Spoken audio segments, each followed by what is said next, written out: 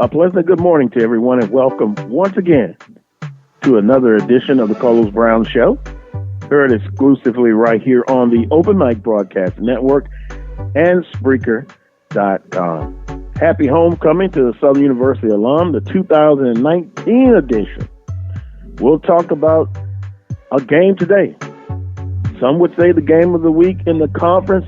Yet again, that could be debatable.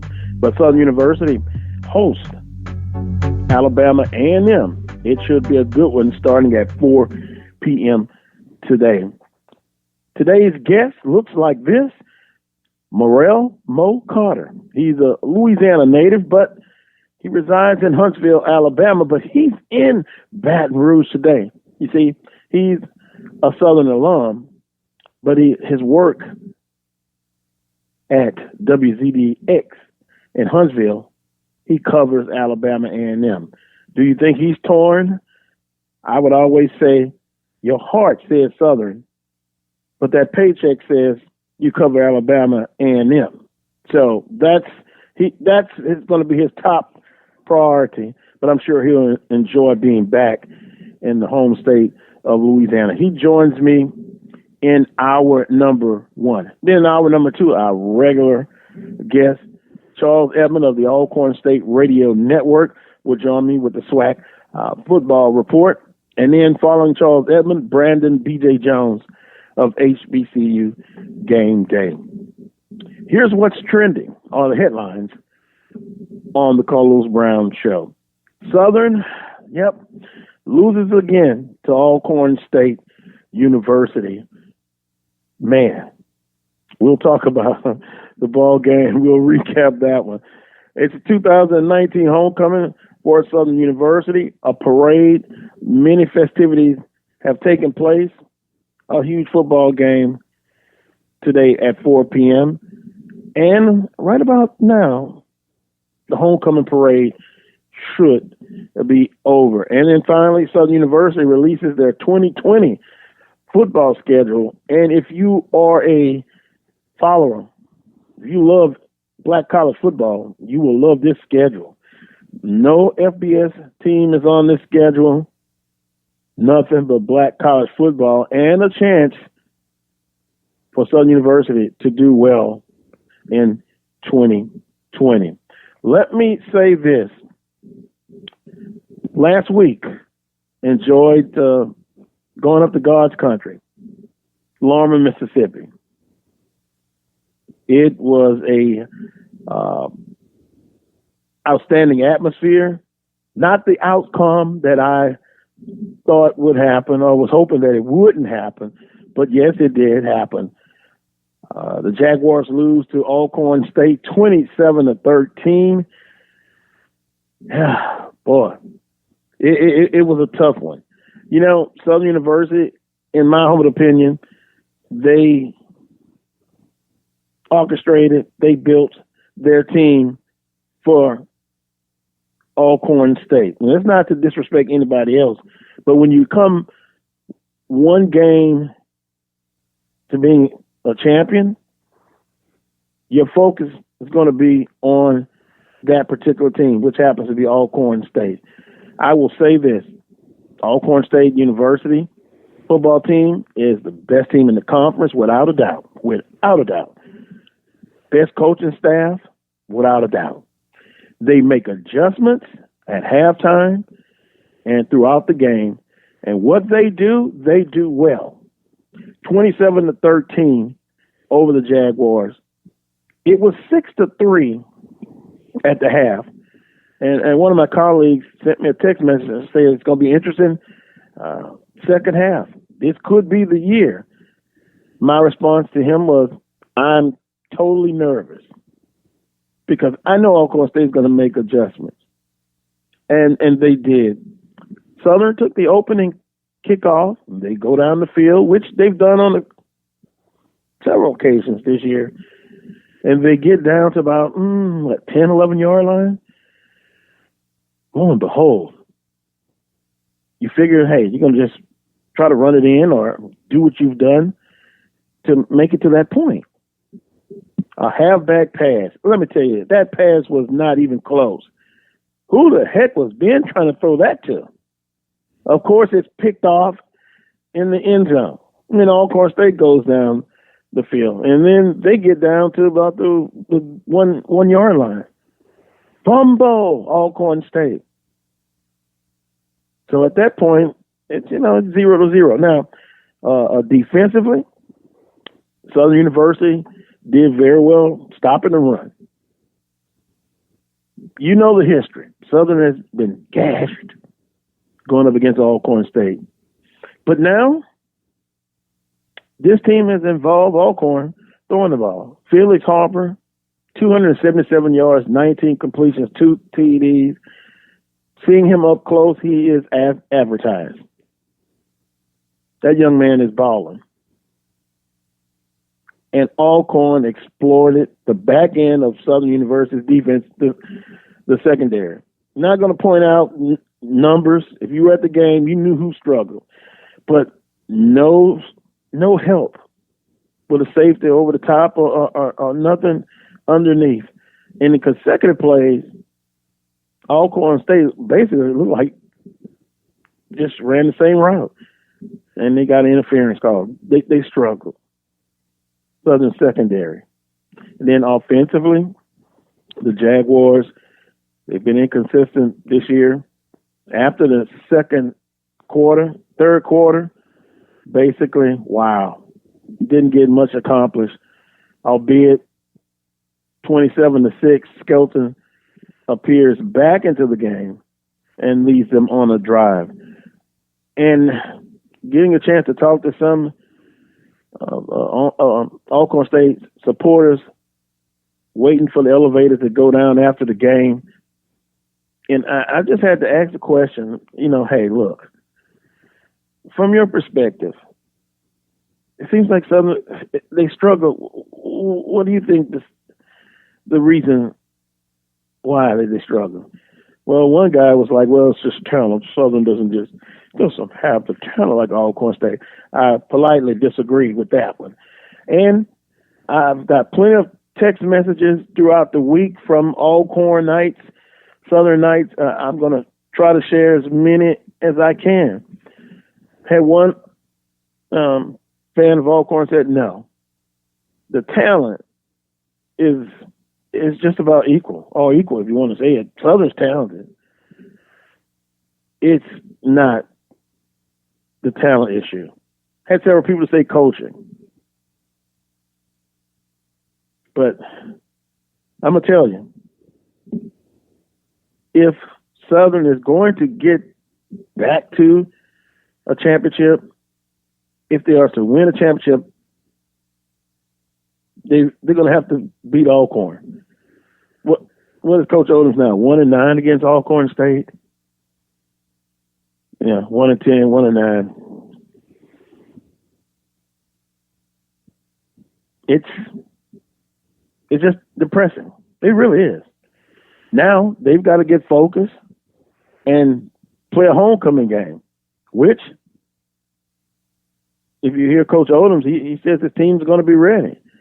You know how homecoming is. There's a lot of distractions, a lot of events going on, and they're facing another offensive juggernaut in Alabama A&M.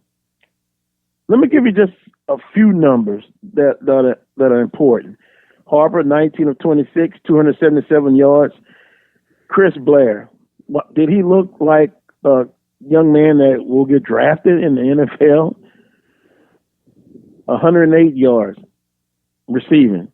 Waller didn't do a lot of damage, but after Southern's defense is on the field a lot and they get tired, I'm telling you, the bulk of his 81 yards probably came in the third and the fourth quarter.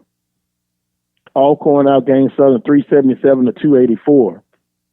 The Jaguars used 2 quarterbacks, Skelton, and the big question was who was going to start. Last week I told you, in my humble opinion, it was going to be Skelton. He threw for 114 yards, 13 of 20. But many of you have asked me, what? Doesn't look like the same quarterback from last year. And, of course, Glendon McDaniel, 12 of 18 for 95 yards. Who's going to start today? My goodness. You have two quarterbacks, you have none. I would just make a decision to go with it. But somehow you may see two quarterbacks once again. Hell, you probably see it the rest of the year. And I'll tell you what, my philosophy is this: after each season's over with, you have to go in and look at things that are not working or you're not happy with. You got to make some changes. And I think this is going to be at the end of the season, however the season ends, Jaguars 4-4 overall, 3-1, still can control their own destiny and swag play. But I think there are going to have to be some changes. Just my humble opinion. But according to a lot of you that talk we're doing this week, you feel the same way. Let me say good morning to Dr. Prince. I'm sure he has a comment or two about what happened last Saturday in Lorna, Mississippi. Good morning to you, sir. Good morning, sir. How are you today? Well, I'm getting a little better. I got that off my chest. I've been kind of waiting to say that for a week now, and now it's time to look forward to homecoming 2019. I do understand, and at least you're in a better position than I am. That's all I can say. You still controlling the destiny of the West. Disappointing loss, and I got some comments that, when we lost to you guys the week prior. And I was like, wow, okay. And all I could do is take it. But one of them said that we need to stay in our place. Oh, wow. Yeah. And I'm like, okay. So then would I have been ugly if I'd have responded back that as far as Alcorn is concerned, that he would need to stay in his place? Well, speaking of that, I don't want to get too far off, but it's kind of related. I talked to some Alcorn State personnel that were in the booth after the game with Prairie View, and they were saying how undisciplined the coaches were in the box, saying that y'all lucky, y'all got out. We'll see y'all. We'll see y'all in December. Who said that? He didn't tell me which coaches it was, but this person works in the press box. I'll put it that way. They said that. Prairie View said that to Alcorn? The coaches, yeah, that were up in the box. And he said, now, I could be smart and say, well, hey, I'll send you two or three tickets. That's the only way you'll see us in December. But that hurts. Well, in life and in the football season, you're going to have some adversity. Right. You're going to have some. How do you respond to it? Well, you don't. You take your medicine like a big boy and go sit in a neutral corner until you get the next opportunity. That's all you can do. Mm-hmm. You can't make excuses. Well, you could make excuses, but it's not going to matter. And in my opinion, it makes you look weak when you make excuses for why the better team beats you. Yeah, well, no excuses on this end. That's why I said best team in the conference, best coaching staff. The atmosphere is great. A little bit over 15,000. I think the weather or the potential of rain kind of held the crowd back somewhat. If it's a sunny day, you probably have over 20,000. So 6-3 at half. I still wasn't comfortable. And I proved to be right on that, because that third quarter, Alcorn came out and another big pass play. And the one thing about Alcorn is with Noah Johnson, if he's at quarterback, that team looks different. They perform different. In a good way or a bad way? Now with Felix Harper, in a good way or a bad way? No, Well, he took them to the Celebration Bowl. He led them to a championship. This team now, in my humble opinion, is much more dangerous because Harper, he can ball. Right. He can throw. Right. And I was disappointed that Southern didn't give him different looks and coverages. And to be honest with you, his jersey was pretty clean at the end of the game. This rushing 3, dropping back 8, read and react. Man, sometimes you just got to go after people. And that's what Alcorn did in the third quarter. Starting their defensive coordinator, by the way, I just believe he's going to be a head coach very soon. Very soon. I'm watching him on the side. Third quarter, whatever you did in the first half, he was going to alter that. Okay. So they're the best team, no doubt about it. Now, you can debate who's second, third, whatever. But just my humble opinion. You won't get no argument out of me on that one because, I said that from the beginning, and I try to be as opinionated, not opinionated, but just as neutral as possible when I make my picks, and I try to be a realist with it. And even I had them going undefeated in conference play, of course, with Noah Johnson being at the helm. But to speak on the adjustability that Coach McNair and staff has done, as you stated, when you inject Felix Harper, and it seems like to me they've gotten better. They've gotten better. And you got to credit that, of course, to Felix Harper's play and then to the system and the coaching staff of Alcorn State. And you had made a mention, you said, well, Skelton looks like a totally different ball player. And I made a side note. Do you think you can accredit that to the defenses adjusting to the strengths and the weaknesses of Skelton? Because when he first popped on the scene last season, everybody was still trying to figure this guy out. And now they've figured him out and it's kind of neutralized what he can and can't do. Do you think it's valid? Valid point. Also, a lot of discussion. I've had some discussions with Southern University. If Skelton has any shortcomings, they would like to see more of an offensive package that is geared to what Skelton can do. But a valid point. He came on the scene midway last year, and now teams basically are going to say, we're going to stop your run game, which Southern still running the ball pretty well. We will live with the decision of Skelton beating us with his arm and his athleticism and his decision-making. Right. And it has been choppy at best, consistently inconsistent.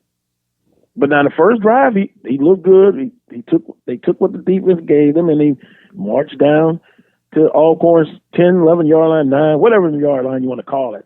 And then Odom said he was comfortable with that play. That play was horrible. Now, look, I'm sorry. That play was horrible. A halfback pass, I thought I saw a worse series of plays last year in the championship game where you were going, what's the motivation for that? Why?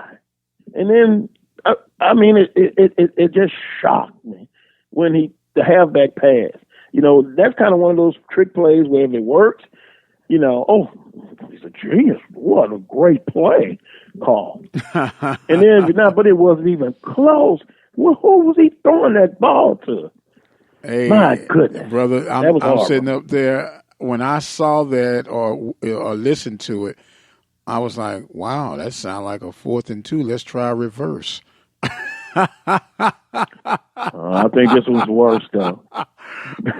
Hey. You have done what you set out to do on the first drive. Go down the field. And then that play, well, that was bad. But I purposely didn't call or text you till later on because I know how those kind of games go with the psyche, man. I said, well, let Big Brother breathe for a little bit before I check in on him because I didn't want you to think I was trying to be funny or nothing. But I thought about you the entire game. I was like, man, he is not a happy camper right about now.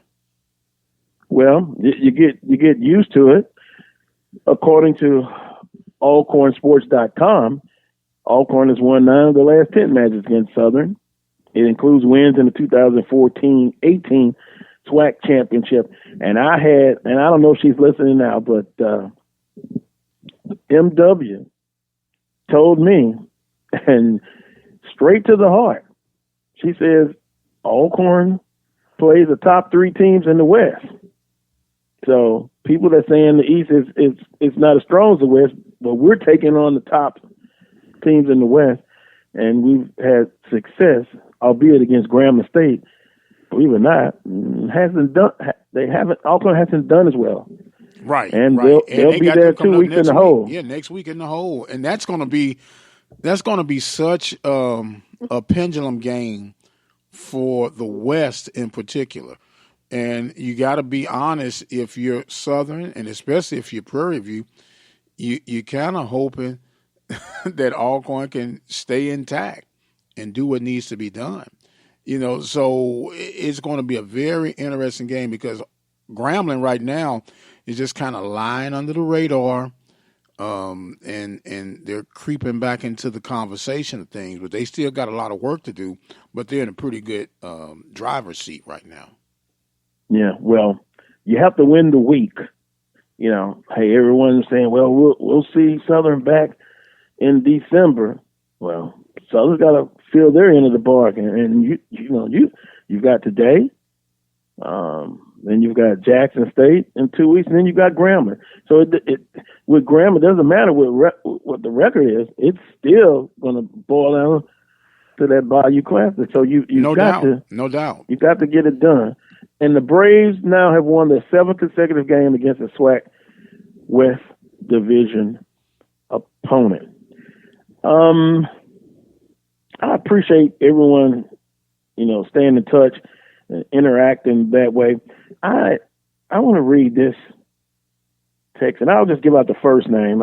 Usually I'll say listener, but it kind of made me go and put this in perspective. Derek says, was a great game.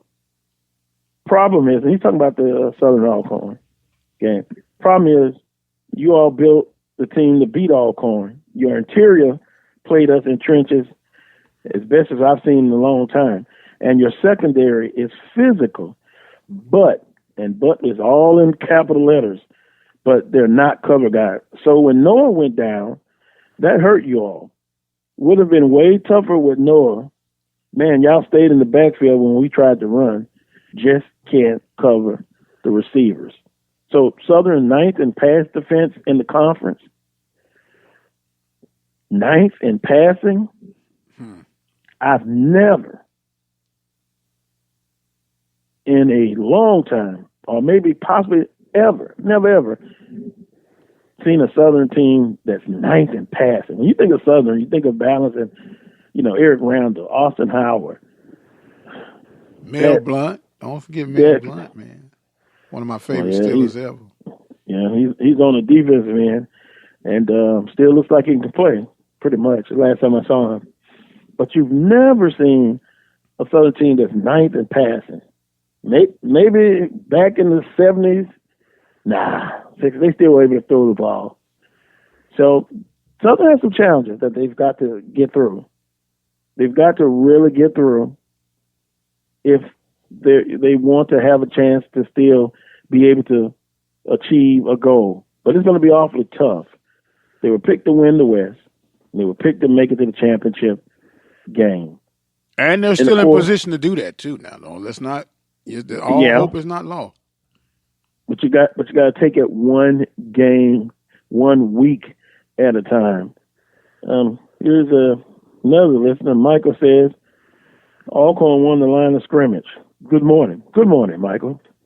With that line that Alcorn has, both quarterbacks are going to win. I would agree with that.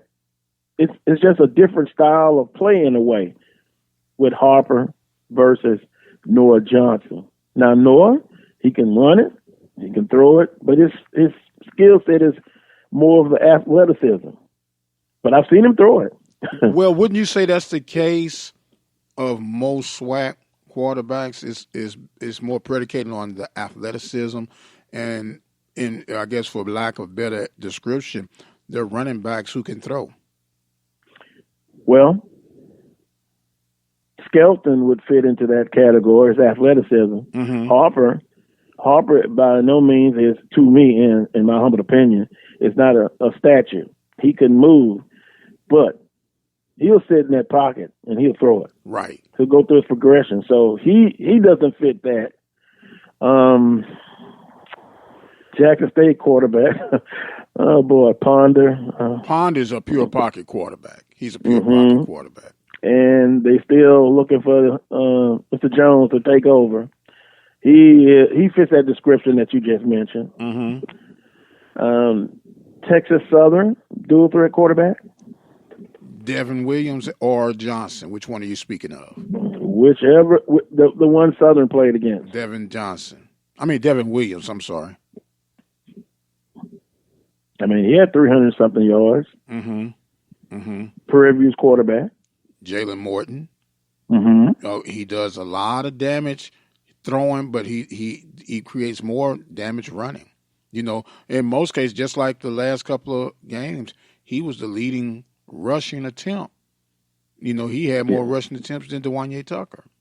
And I think he had over 100 yards rushing against Southern. I think that's a formula for losing when your quarterback rushes more than your running back. Just my opinion. Yeah, so I think it's more of the style in college football, RPOs. You know, everybody's going. Well, basically, at least in this conference and other conference, basically that's what you see. But now, Glass, who Southern will see today, mm-hmm. he's a drop back passer. He's a drop back, but and see when I think about and guess what? What does that tell you? He's what? Probably number one. Right. And that's what I was going to say. When I think Harper of a Glass and Harper, those are pocket quarterbacks who look to run second. The other quarterbacks that we mentioned, they look to run first, if that makes any sense. And by the way, if I see a lane open up, then I'll think about passing. So I just think their styles of play. And when you look at their styles of play, and I don't know if you look this far down the road, Alcorn and Alabama A&M right now, and I might even throw Pine Bluff in there. Their style of play is more equipped to be better matched with a MEAC opponent. MEAC is so physical. That's what I'm talking about. They're physical. It's a different style of football. I know SWAC is about the style, glitz, and glamour, but the MEAC is like, let's just roll our sleeves up and meet at the 50-yard line and bang this thing out. Well, I know in the past the two teams that were best equipped were Alcorn and Grambling. And basically that's based on what I've seen at the Celebration Bowl. Right. You know, the SWAC MEAC Challenge. I mean, Prairie View defeated North Carolina Central. But the SWAC hasn't done too well. The SWAC just has a little bit more, in my opinion, a finesse approach to the game of football than the MEAC does. Well, yeah, but you know, the trend that's in this conference now, basically, and I still say defense wins championships, offense sells tickets. I prefer the balanced approach, and that's what I'm accustomed to seeing Southern run. And I know they're not doing that now. Charles made a statement last week how Southern has evolved into a running team, and they're more physical. But I prefer an offense that's balanced. A defense, just good old-fashioned football defense that can stop the run first and then get off the field on third downs and pass. So it's interesting. I think when you look at North Carolina A&T, they just flat out get after you. They're physical and they come at you. Right. South Carolina State. Yeah. Buddy Pugh done Very injected physical. them guys again, and he didn't got more pep in his step. Well, wins wins will do that. Michael says SU needs to forget about the Alcorn game. Beat A&M. Well, that is true. Absolutely. You don't want that game to beat you twice. We can discuss about what happened last week, and there were many fans that just flat out disappointed. Now it's get after Odoms again time. Hey, has the ink dried on his extension? Extension. Yeah, his extension. Has the ink dried on his extension yet? Well, it's dry. I've talked to a couple of people who said, look, whatever it takes, they're going to look at the rest of this year. But I know it's the emotion of the game, frustrated. And for those who will come and say, well, there they go again after Odoms. But if you look at it, and I would consider a rival. I asked you this before. A person would understand the frustration if Alcorn was 1-9 against Jackson State. That's their biggest rival. Correct? Okay. Most people agree? Yeah. If they're 1-9, they're going to be livid. Right.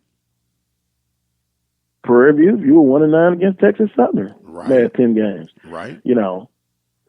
And I think there's a spot where people will say, well, and Coach O's has 62% 64% winning percentage, which is phenomenal for those who might not be aware of that. That's phenomenal. I wouldn't use phenomenal. I would use a good record. Well, brother, a 64% winning percentage will keep you hired in majority of the places of the country. Well, but let's ask the question. And this is how I answer someone who asked me what I thought about it. If you are basically getting second every year, let's say even in the West, you win the West a few times, you get to the championship every once in a while, and you win a championship maybe once every 10 years, then you should be happy. You should be happy with that. And then here's the other argument that comes up. Well, you better be careful because you've seen what happened at Jackson State, right? With Comedy. Mm-hmm. Yeah, valid point. But you would have to have a plan regardless. Southern would have to have a plan if they're going to ever move into that direction. But as of now, he signed a 3-year extension on that contract. This is year one of that extension. Still has 2 more years. So where's he going? Where's Coach Odoms going? I haven't heard anybody say fire him. I've heard people say they may need to make some changes on the staff. But you have to look at it at the end of the season every year. So, well, here's the thing, and we know it's about wins. And once again, this is from outside looking in. When I look at Odoms on and off the field, there's no one that comes close to him, in my opinion. With what he has, all coaches deal with off-field situations. Some are more known than others. But how he handles that and the respect he commands across the board, not just at Jag Nation or the lack of respect that he's getting at Jag Nation, but from his peers, from across the nation, this man does an outstanding job. Now, while you were talking about the 1-9, and you can only choose one, I'm going to ask you this question. Who would you rather be 1-9 against, Alcorn, Grambling, or Jackson State?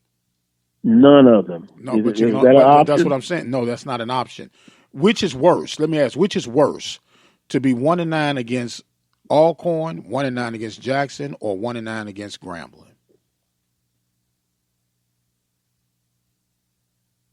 I wouldn't want to lose to any one of them. I know that, Carlos. To be 1-9, A rivalry is you win some, you lose some. You understand that? It's hard to be 9-1. A lot of times, I think it would be more detrimental, as just from outside looking in, if he were 1-9 against Grambling. Why? Number one, that's in your Western Division. Okay. Number two, okay, the Jackson State, I know how you feel personally about that, and Alcorn. From 1-9 against them, that means I know I'm meeting them once a year in regular season, but at least I'm meeting them at the championship, which means that you've been in position to win it. Now, you hadn't gotten over the hump, but you're still in position to win it. And I think it's more detrimental if you're 1-9 against Grambling because you're not putting yourself in position to win it. Well, I mean, I think that's just common sense on that one. But Alcorn, they're 1-9. Grambling State, it's not a winning record against Coach Fobbs, but I think it's right at 500 against Grambling overall. It's like a seesaw when it goes to them, and that's kind of what you expect in a rivalry. This has nothing to do with the conference. But there have been cases where coaches have a 60% winning percentage, but they couldn't beat Alabama. We thank you for what you've done. We're going to have to go in another direction. Okay, and when you do that, have a plan. Back to what I said earlier. Mm-hmm. You got to have a plan. But he still has time to reverse that record against Alcorn. He has 2 more years, a chance to get a championship. He still has all of that in front of him. Right. And you're still in the driver's seat of the Western Division as we speak today. Yeah. They just got to earn it. Nobody's going to lay down for him. No one is going to lay down for him. But I like your position versus my beloved Panthers position right about now. Yeah, different set of problems over there. Hey, watch yourself. I mean, from the outside looking in, different set of problems. Well, you know what? They appear different, but they're the same. They're going to have to be some changes. It's obvious at PV, and everybody can say go for Dooley, but Dooley has 2 years left after this season. So the logical and the most common sense approach, he's going, in my opinion, he needs to get an offensive coordinator to take the load off him as head coach. And he's going to have to get a defensive coordinator. He's going to have to get another, and you're going to have to put more emphasis on special teams. I would agree with that. Yeah. Because it's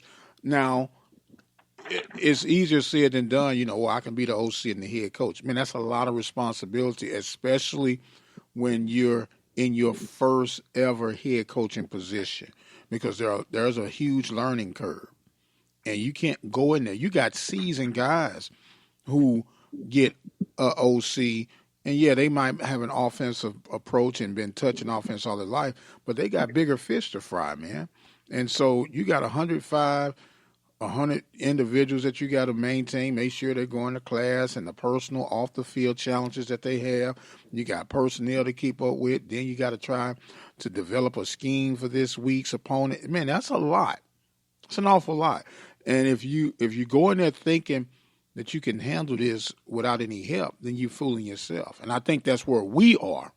And I think if you go ahead and be real with it and look at the man in the mirror, make the necessary adjustments if you plan on doing this in long-term status.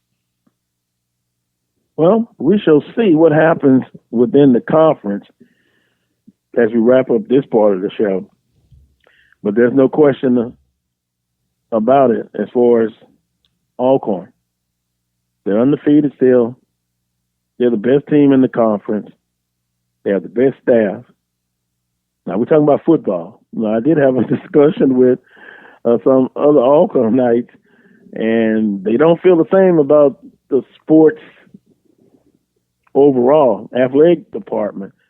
It's football, and then that's it. Right. And But and that's a whole another nother story. yeah, that's a Yeah, another whole story for another time. a whole nother ball of wax to deal with on that one. Yeah, some unhappy Alcorn alums as far as the athletic department, all sports, all the time, not doing as well. Because you could talk right now, if I might add, congratulations to Prairie View soccer program winning the championship on last night. But Alcorn soccer and volleyball is dismal, absolutely dismal. Well, the coaches probably are good off the competition, off the athletic playing field. They help young ladies graduate, so just keep them around. Okay. Not winning is third, or second, or third. Carlos Brown, hush. On that note, I'm gonna take a time out. Gonna visit with Morel Mo Carter. Get a first-hand look at Alabama A&M, 5-3 overall, still chasing Alcorn. You don't have to go far to chase them. Mm-hmm. You'll be there on the 16th of November at Alcorn. So then you'll see what happens. But a very dangerous opponent offensively. But if you look at some of the scores that they've given up defensively, whew, boy. This defense, not put it this way, they've had their challenges. But Morel Mo Carter coming up next, he just texted me. He's ready to go. So we'll take a time out.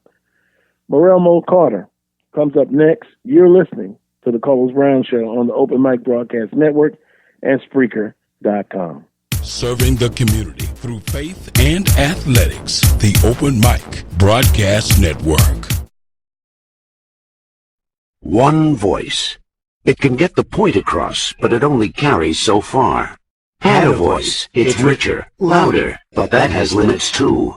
Add a third voice. It's even more powerful. Add another, and many, many more. And we are stronger than ever. That's the power of a community coalition. They help community groups, faith groups, civic organizations, PTAs, employers, and many others in your community organize their resources and focus them where they're needed most, like fighting to keep kids away from drugs.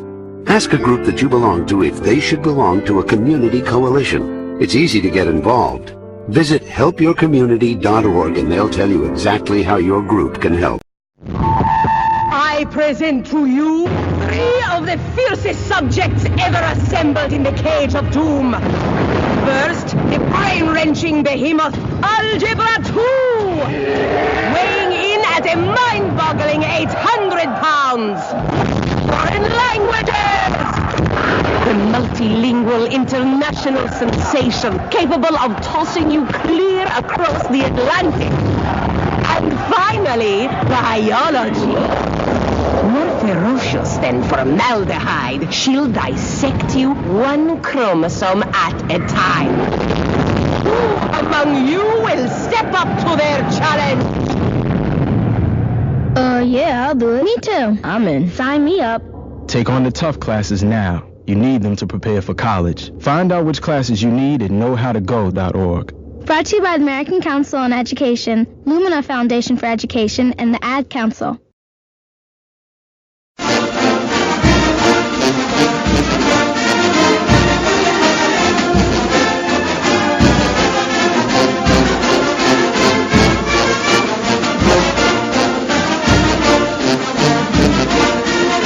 Back to this week's edition of the Carlos Brown Show, heard exclusively right here on the Open Mic Broadcast Network and Spreaker.com. Today's first guest, I'm going to introduce him as Morel Mo Carter, although I always call him Mo. Morel, Mo, good morning, sir. Good morning, Carlos. How are you, my friend? I'm doing pretty good. Getting ready for an exciting game at 4 p.m.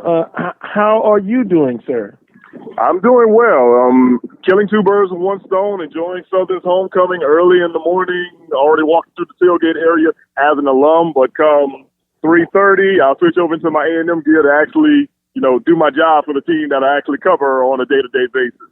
I said earlier in the show, that pays the bills. That pays the check, Alabama A&M. I predicted you would have the precise movement and move that you just talked about. You were going to do it. Yes, sir. As a matter of fact, look, if you actually go to my Twitter page at Mo Carter WZDX, you'll actually see the outfits that I laid out on the bed this morning. So you'll see best of both worlds. Wow. I'm going to have to check that out. I'm going to check that out. I say clever PR. Also, pleasure to have you on, Mo. Back in your native state. I know you don't get a chance to get back as often as you would like, so I'm sure you're very happy to be in Baton Rouge today.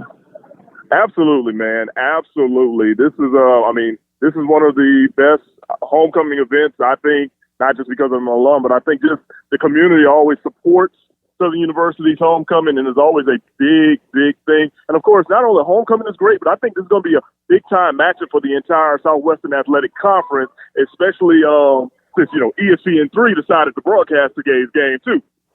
Yeah. So I guess we could say game of the week in the conference. I definitely would say that. Yeah, I would agree. Well, Alabama A&M 5-3 overall, 2-1 in the Eastern Division. I would think, Mo, that Alabama A&M is looking at this game as the next game, but also important because they still have aspirations of at least trying to win the Eastern Division, and they'll have to go through Alcorn. So this is a step in that direction today against Southern University. Absolutely. See, with Alabama A&M, the main thing is that they control their own destiny. I mean, if they win these final 4 games, which is not going to be easy, here at Southern, next week at home against Jackson, then at Alcorn, then Valley, they'll represent the East. They literally control their own destiny. And that's what Coach has been preaching to his players literally all week long. Yes, they did have the very big, exciting triple overtime victory in the Match City Classic last week that left me rain-soaked and whatnot, but at least the end game was really, really well. But the main thing is that, they're definitely focusing on what's at hand. And, of course, Coach Manor said he has to make every single game big. And I like this about him. A lot of Alabama A&M fans, all they do is care about Alabama A&M versus Alabama State, the Magic City Classic. And that's the big game. What did you win the Classic? Well, I like that Coach has basically kind of downplayed that aspect of saying, look, we won the Classic, we enjoyed the weekend, but come Monday, it's time to work on something first because we have bigger goals at hand. And I think probably for the first time in quite some time, the Bulldog football players have bought into that as well, considering the fact that they know what's at hand. The final 4 games, they're going to be tough, but they know for sure that, getting a win here propels them into next week. So they, I think they're definitely locked in and focused on what's at hand. I mean, it's more of a must-win for Alabama A&M, but from looking at things from the other side, it's a big win if Southern can pull it off too.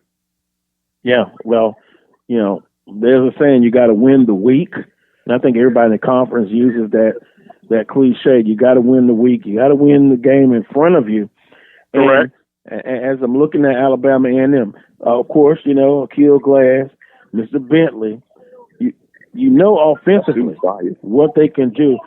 Defensively, though, they've given up quite a few points, even in wins. Could we say that it's going to be which defense today that could kind of step up and kind of control or slow down the other offense of the opposing team will probably help in getting the win for their respective team? Oh, no, absolutely. I really think it could be which defense finds a victory within the trenches and also who can kind of make that one more play. I mean, last week in the Match City Classic, Alabama A&M's defense made one more play than what Alabama State did, stopping them on the goal line for a 2-point conversion. Yeah, Alabama A&M's defense has given up a lot of points, but when you consider this, they're working with their 3rd defensive coordinator in 3 seasons. And all 3 seasons have had different schemes. It's really, really tough on these players who are trying to just kind of get used to it. Now, the defensive coordinator, Granville Eastman, I mean, he's one of those students of the game type coaches. Really, really nice guy. He's from Toronto, Canada. So, you know, he had to kind of adjust to the American football game about 20 years ago, he told me in a preseason interview. But, like, his guys are kind of coming along. They run a very interesting variation on 4-2-5. Sometimes they can have like a 3-1-7. It really just depends on how they can adjust from the teams a week to a week. Now, like I said, the big thing is that they've made strides. I mean, early on in the year, they were substance to give up the big play. They were something to give up like long passes and whatnot, but you've seen them improve through the weeks. I think it was just a matter of just trying to just build confidence within the unit. So, of course, that defense, they're led by Amani Holloway. You know, guy plays safety, linebacker. Sometimes you see him line up at corner. I mean, he was a SWAC's leading tackler last year. So you kind of have to notice where number 20 is on the entire football field. And notice where he is on the entire football field. And, you know, he's kind of like the guy that kind of carries the bell cow and whatnot. And from there, he's the one that has to make the adjustment. Now, they do have a lot of people up front who have kind of made a difference, but also they've been kind of playing it by committee. They're rotating a lot of guys in and out, which I think is great because you don't have a lot of guys having to crash and burn. So, granted, when you look at the numbers, no, it's not the best numbers in the world, but if you look at the numbers from week to week, you're seeing decent improvement. I think in the future, under Coach Eastman, the defensive unit will be better. But, of course, the future is great, but the big question is, what can you do for me now? Yeah, I can understand that. Visiting with Morrell Mo Carter, a Southern alum, a native of Louisiana, now lives, works, WZDX in Huntsville. Mo, I want to go back. This season for Alabama A&M, as we stated, they can score points. There's no doubt about it. Absolutely. Morehouse, 35-30. I actually saw the fourth quarter that football game, and then Arkansas Pine Bluff, 52-34. And then the other game I pointed, the next week they come back and they upset North Alabama. I'll say it that way, 31-24. Then at Grambling State, 23-10, a loss. I remember when Maynard got hired, and then again this year. Basically, he said where they want to be at, they want to be able to challenge the Grambling, the Southern, and the Alcorn State. Does he still feel the same way? You know, 3/4 into this season. Oh, absolutely, because he knows that the Gramblings, the Southerns, the Alcorns, those are the teams that you need to beat to solidify yourself as a contender in the Southwestern Athletic Conference. And I mean, you know, you're talking about a guy, I think, if I'm not mistaken, as a player, as an offensive coordinator, and as a head coach, he's got like 16 championships conference-wise. So, like, he knows what it takes to become a winner, and he knew that coming to the SWAC, what was in front of him. And he actually, you know, he said that in his first press conference when he first hired him. He said that at SWAC Media Days this past year. And unfortunately, you know, they did drop the one against Grambling earlier this year. Luckily, that game did not count in the conference standings. But coming to Southern, he said earlier this week in his press conference, like he knew that Coach Olsen was going to have his team ready. He knew that this was going to be a very tough place to play. Matter of fact, Alabama A&M has not won in Baton Rouge since 2007. And if I'm not mistaken, I think it was homecoming that year as well. So he knows what's at hand. And also, Coach Maynard and Coach Odom know each other. They're two North Carolina guys that played HBCU football at North Carolina A&T and also at North Carolina Central. So technically, they're natural rivals. They just happen to be wearing the opposite colors of their alma maters today on the field as they lead their respective squads. Well, Mo, I believe that's why when SWAC Football Media Day, they're nice. You know, they talk to each other. But I just knew there was something about that. And then I found out just what you had talked about.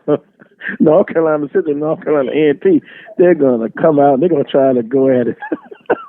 Oh, absolutely. Look, both of them on that competitive spirit. I mean, one thing I learned about Coach Odom, I mean, you know, Coach Odom's competitive. He's trying to just have that reserve role. Coach Maynard, he'll talk trash to his mom if she's on the other team if it comes down to it. That's just the type of dude he is. Wow. But it should be, yeah, that was interesting. It should be an interesting ball game today. I think it's going to be close to a sellout. May not be a hard sellout. How's the traffic so far up there? Okay, so actually the traffic's starting to build up a little bit. I'm actually near the Mini Dome on Swan Street. Actually kind of caught up with some of the family and whatnot that's doing some tailgating. Of course, it's starting to back up like right now a little. But of course, you got to think the parade just ended, so they're trying to open up the streets on Scenic and also on Scotland Avenue. I was able to kind of slide in behind the parade, got on one of the back streets and it came over Swan, and it was nothing while that time it was it was before it was getting backed up. But like I'm kind of looking in my distance and it kind of looks like the traffic coming over the hump along Harding Boulevard is moving, but it's going to be a matter of time before it starts to become snail pace. I understand. Immediately after the show, I'm going to make my way up on campus. So say a prayer for me. Will do, man. Will do. But it's one of the things where you can't complain. You shouldn't, because it's one of your bigger crowds, and it's homecoming. A lot of alums maybe haven't been back on campus in 20, 30 years. Now, absolutely. And right, so right. You don't mind it being busy as far as that aspect for homecoming 2019. Alabama A&M, Glass, Bentley, an emotional victory last week in the Magic City Classic. Southern University losing at Alcorn State. You think mentally both teams will have to challenge themselves, or there shouldn't be any challenge? They're going to be up for this ball game. I've kind of been questioning that myself the whole week, especially knowing that Southern knew what kind of business they needed to handle last week on a reservation, and they did not do so. Alabama A&M, like I said earlier, they had the very emotional victory, coming back from 14 points down and beating your arch rival in your biggest game of the year at the point. So I'm kind of wondering, honestly, where does that kind of fold from? But like I said, I did like how Coach Maynard did approach his team and tell them hey, celebrate this, but then get ready for what's coming up. I heard Coach Odom's press conference earlier through the week, and he kind of sounded like he was very, very disappointed, but then he kind of changed it up later on and basically said hey, we're wiping the slate clean because we know what's ahead of them. I mean, believe it or not, look, you're going to see two teams that really, really want to get the W out here today, because at the end of at the end of the day, this game means more for both teams. I mean, even though they're cross-division opponents, this means both for the rest of the season, considering that we're in their last month of it. And I kind of clown with a few people during the summer saying that this could be a preview of the SWAC championship game, which in essence it almost could be. I mean, if Alabama A&M runs the table possibly, and then Southern gets 2 wins in the last 3 games, if I'm not mistaken, you could be seeing these two teams squaring off back in December. But, hey, first things first, they got to handle business today here in Baton Rouge, which is going to be a huge, epic battle. I'm just interested to see, what team is going to make the plays that need and matter the most. Because, as you see, both offices are full of players with tons of talent. Yeah. A loss by Alabama A&M today, which I believe this game counts in the standing. Yeah, it'll put them 2 games behind Alcorn State. Alcorn State with that big 0 on the loser column, undefeated in the conference. But Alabama A&M, I'm sure they're not looking ahead. They're looking towards today's game, and then home against Jackson State. So both teams have to win the week, 1 week at a time, 1 game at a time. It should be an outstanding matchup. Southern's defense, can they rebound on the back end in the secondary? Can they get pressure against Mr. Glass? And then you can't forget about Bentley, a strong runner. So you got some interesting matchups. And can Southern's offense perform a little better against Alabama A&M's defense, which they've had their challenges. Yeah, it definitely is going to be a challenge up front. Whose front seven is going to control the trenches against the the opposing offense. I mean, Akil Glass, as you see, he's the SWAC leading passer, and he's the leading passer for a reason. I mean, he knows how to get the ball out quick. He knows how to find his playmakers, and he also knows that if the passing game open up, then all he want to do is get the ball to Jordan Billy, who's the second leading rusher in the Southwestern Athletic Conference. He's the school's all-time touchdown leader, and I think he's on pace to possibly break the career rushing record as well. I mean, here's the thing with Bentley. I think he runs like a 4.5, 4.6 or whatever, but he's also like that type of guy, like you just feed him the ball, Mm-hmm. and then once your defense gets tired, he'll be reluctant to bust out a 40, 50-yard run. Like, that's just the type he is. Like, he is the wear and tear type guy. That's why they always say that some of the radio guys are saying they don't have a Ford, they don't have a Mercedes, they got a Bentley in that backfield because they know that he's durable and he can, take it the distance at that point in time. I mean, if you look at a lot of their wins, majority of the wins have come when Jordan Bentley is over 100 yards rushing and Akil Glass has more than 200 yards passing. I mean, you get at 200, 100 between those two. It's been really, really good for them. I mean, last week, Jordan Bentley, you good. Last week, Jordan Bentley, I think he touched the ball like 37 times. Yeah. Because 37. They started doing the wear and tear on Alabama State's defense. Like, Alabama State's defense, they were tired. They were really, really tired. And by doing so, all it kept doing was give it to Bentley, give it to Bentley, give it to Bentley. And matter of fact, in the first overtime of the Magic City Classic, I think they ran 5 plays. All 5 plays, Bentley got the ball. It literally was like handed to Bentley, handed to Bentley, handed to Bentley, and then screen pass to Bentley, touchdown. Well, it's going to be very interesting. Southern very strong against the run, not as strong ninth in pass defense. But I think you to have a chance to win, Southern's going to have to take something away from Alabama and them. Correct. You got to think that Lumpkins probably is going to be a guy that's going to be going to play a major factor on the defense. Coach Maynard talked about, keeping an eye on where he was this year, because last year he was a thorn in Alabama A&M's side in the Magic City Classic. Matter of fact, he was the guy that actually stopped Alabama A&M on the 2-point conversion. And Coach Maynard said he still looks at that tape saying that there's nothing they could have done against that guy last year. Yeah. Well, Alabama and them probably some confidence because Southern had to come back and win it late in the ball game last year after A&M got ahead of Southern University. Well, Mo, we appreciate the time. Give us an insight perspective on Alabama A&M. You enjoy yourself a little bit more, but then remember, it'll be work time. But you're a professional. You understand. But I'm glad you're back in your native state, and we're proud of you. Hey, thank you so much, Carlos. Always appreciate it. Always appreciate you having me on, and it's always great to be back here. Not only I'm here, I'm also hanging out with my wife, who's a 2-time Southern alum. My sister-in-law, she just graduated from Southern, and my sister, who's standing right next to me, she's about to get her second degree from the university. So, yeah, it's definitely a homecoming, a family reunion, class reunion, and a lot of good things are going on. But, yeah, as you said, once the professionalism kicks in somewhere around an hour before the game, I know what to do and what to handle on that aspect. Now I really, really know what it meant when Coach Richardson and Coach Terrence Graves was telling us back when I was playing in the late 2000s that homecoming is not for you, the players. It's for the students, the fans, and the alums. Definitely know what that means now. Yeah, that's true. A lot of distractions, a lot of activities going on all week, and it culminates with the football game today. It should be a good one. I'll be headed up there in about another hour and 5 minutes. All right. Sounds good, man. Thank you, as always, for bringing me on, and hope you have a good day. Safe travels over here as well. Appreciate it. See you in a little bit. Thank you. All right, buddy. All right. Morrell Mo Carter of WZDX in Huntsville joining me to talk a little Alabama A&M. What do you think? Alabama A&M, an explosive offense, defense. They've had their challenges.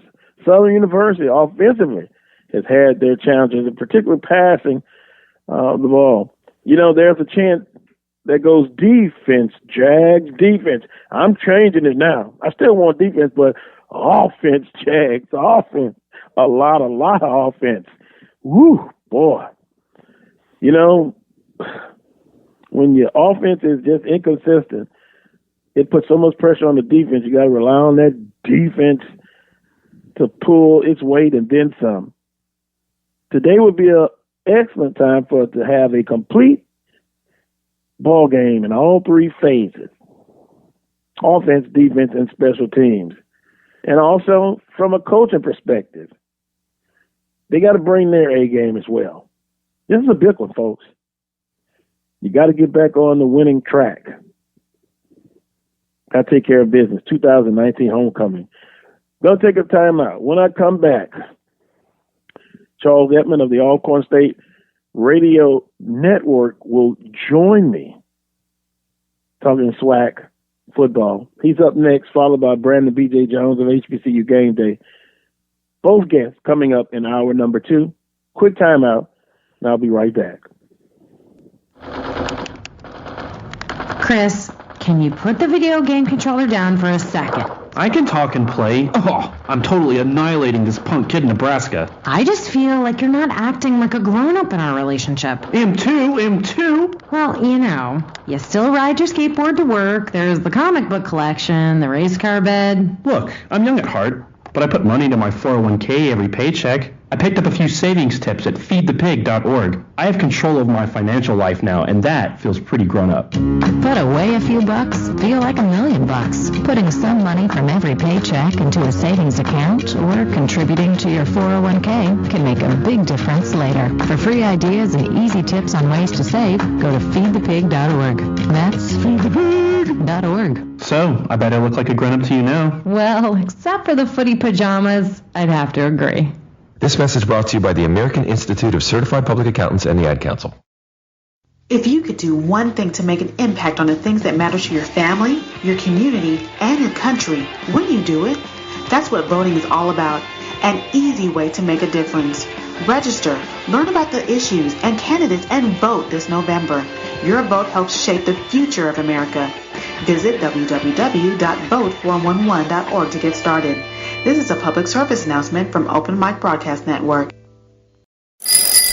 Drivers and bicyclists both have the right to be on the road and travel safely. And when we're on the road together, safety is a shared responsibility. State law requires drivers to maintain at least 3 feet of clearance when passing bicyclists. And bicyclists should always ride with the direction of traffic and follow all traffic signals. It's safer. It's courteous. It's the law. A message from the Regional Planning Commission Pedestrian and Bicycle Program. Come on, hustle! Get your head in the game! Come on! Are you setting the right example for your kids? You need to get some confidence. Before your child's next game, ask yourself, how would you like it if they copied your behavior? Ad revenue has declined 15%. Come on! You need to get some confidence. Positive Coaching Alliance has valuable tips and tools to help our kids perform their best while keeping sports enjoyable for everyone. Positive Coaching Alliance. Grading better athletes, better people. The birth of legends are storied in this conference. We must never forget our rich history. We now turn our gaze to the future. The new legends will emerge. New heroes to arise. The Southwestern Athletic Conference. Be our history.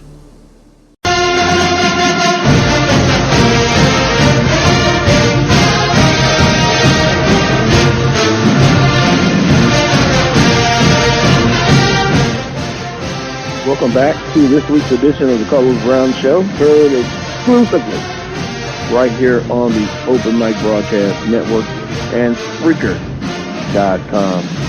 First guest of hour number 2, Charles Edmond of the Alcorn State Radio Network. Charles, good morning. Good morning to you, sir.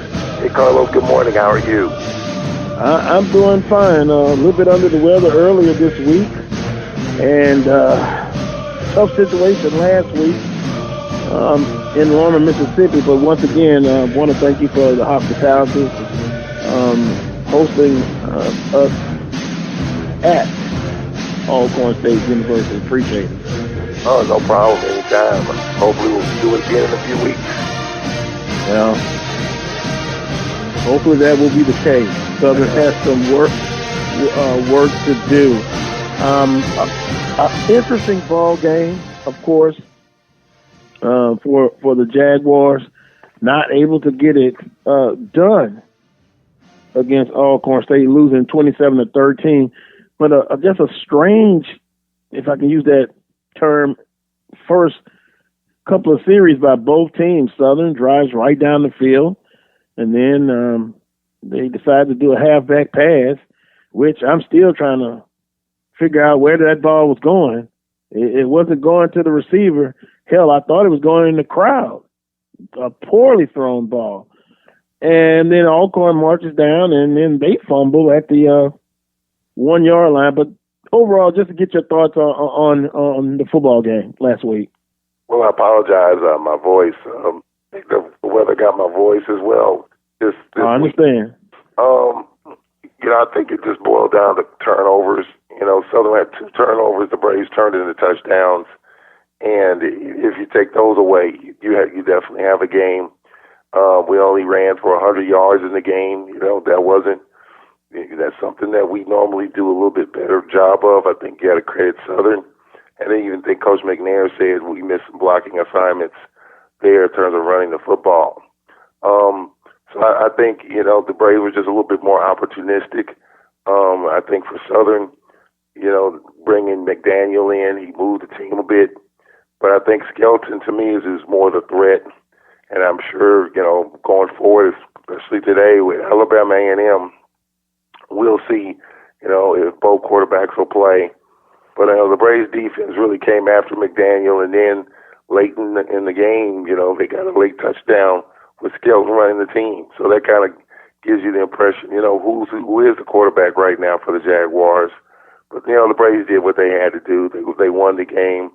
And at this point, the Braves have come a long way, have done a lot of good work. But I think the toughest work is yet to come, because if you rank the teams 1 through 5, I think you clearly say Southern, Grambling, A&M, and Jackson would probably be in your top 5 right now, based on the way that they're playing.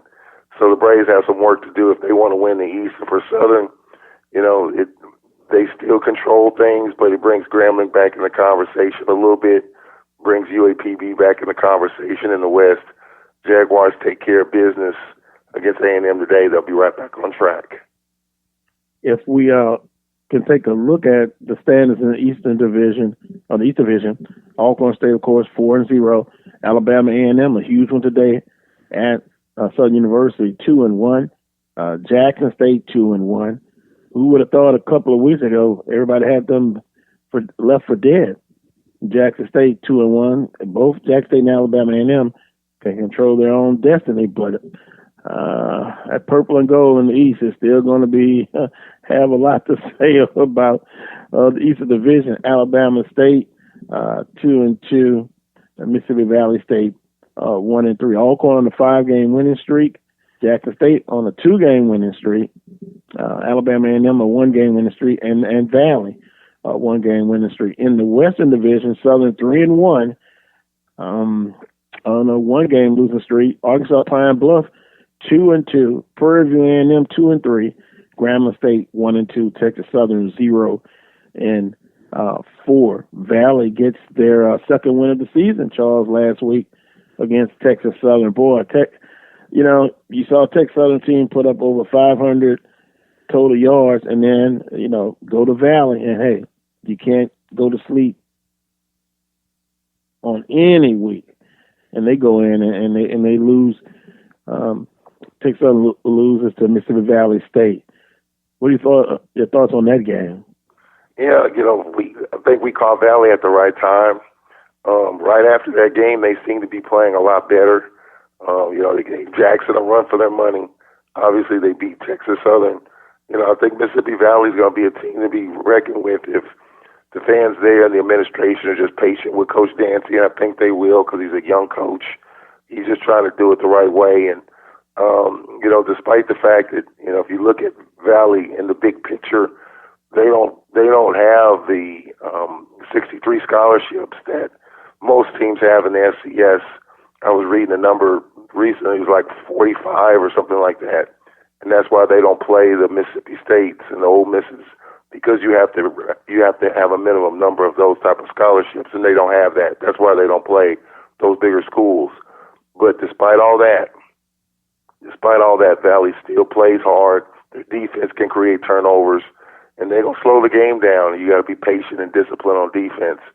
But, for the East, I'm just glad to see Valley get up off the deck because it looked kind of bleak there for a minute, but they probably should have beat Jackson State. They gave us a run for their money, and then they get over the hump against Texas Southern. So they're building that program there block by block. Alabama A&M in the Magic City Classic and triple overtime over Alabama State, 43-41. Of course, Alcorn State over Southern, 27-13. Grambling State, 3 in a row now? They defeated Arkansas Pine Bluff 39-33. Of course, that Thursday night game a while back, Jackson State over Prairie View 38-35, and of course, Mississippi Valley State, over Texas Southern 35-14. Pine Bluff, 2 losses to Southern and Grambling State.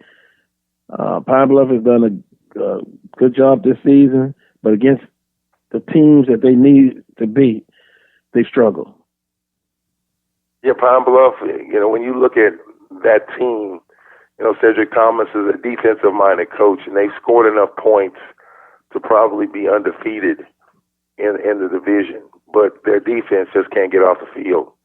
And I think that's, other than the Southern game, they score over 30 against Grambling and lose a high-scoring game.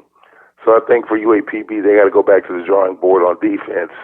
But they, surprisingly to me, that they have found some offense. And I didn't think that would be the case in year 2, but they definitely have that, and it's just a matter of them continuing to get better on that side of the ball and improve defensively. I think you got to give Coach Thomas a lot of credit, and I hope the UAPB administration is patient. And I think they are, because UAPB typically they don't can coaches so quickly. They're going to give their coaches all the opportunity and the time to build that program, and Cedric Thomas is doing that. So I love Cedric Thomas. He was here at Alcorn, great guy. If you just talk, you hear the passion in his voice every week on the teleconference. He's going to get that program right. And I just think right now, still some work to do, but he'll put the work in. He'll put his hard head on every day and build that program. Yeah, in year number 2, I would think that he's a little bit ahead of schedule. So I think they will be patient with him, and they'll be a force to be reckoned with in the next couple of years. If not starting, as you can see this year, but next year, 2020 will be a very interesting season for UAPB.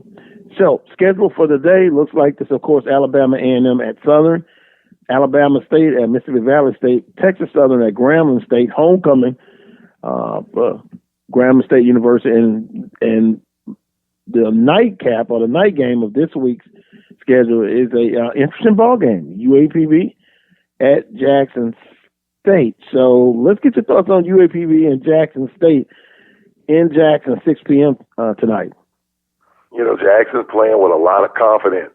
They a lot of people left them for dead. They rallied and beat Valley. Should have lost that game. And I finally saw that miracle touchdown that they got against Prairie View. I saw that last night, and it was a miracle for sure.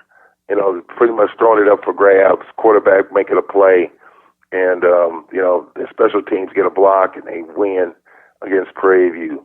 I mean, those are 2 type of wins in which you can build your season off of and really have a rally. But they're going to need to score a lot of points today because UAPB is doing just that.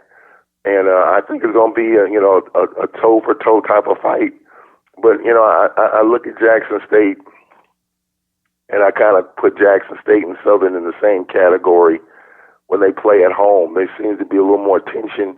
I think fans are on them a little harder at home because they expect to win, which is, there's nothing wrong with that. I think UAPB probably has a little bit more offense. I'm going to go with UAPB, but I wouldn't be surprised if Jackson State gets off to a great start and just goes toe-to-toe, from start to finish, they'll win that going away. But Jackson State struggles coming out of the blocks, and they can't afford to do that against a UAPB team that can score some points. I am going with UAPB to win, but if Jackson finds a way to get it done, I would not be surprised. Well, Jackson State a lot to play for still. UAPB would like to bounce back. I think for the first time, maybe a little adversity hits University of Arkansas Pine Bluff. No offensive, they can put it up there. The biggest question is, can Jackson State muster up some offense? Well, are they pulling the musical chairs with the quarterback as well as another team that's in the conference that we're going to talk about next? I'm going to go with, believe it or not, I'm going to go with Jackson State at home. Their defense will be the difference, which I think their defense is, they had some issues this year, but when they're good, they're good. And they bring the effort. So I'm going to go with Jackson State. Can you believe that, Charles? Yeah, that's why my voice is where it is, because you just went with Jackson State. I'm getting ready to lose my voice again. Excuse me. I know about under the weather, boy. I tell you, that first cold snap and then the cold snap behind the first one, it can get after you. Alabama A&M at Southern. Now, you texted me earlier this week, and you believe Alabama A&M is going to come in and take care of Southern. Yep, I do. And I want Southern to win because obviously A&M is very much in contention in the East, like Jackson State. I'm just not convinced, Carlos, in these kind of pressure games at home. And I've seen Southern play at home. There's probably more pressure on the Jaguars at home than it is on the road.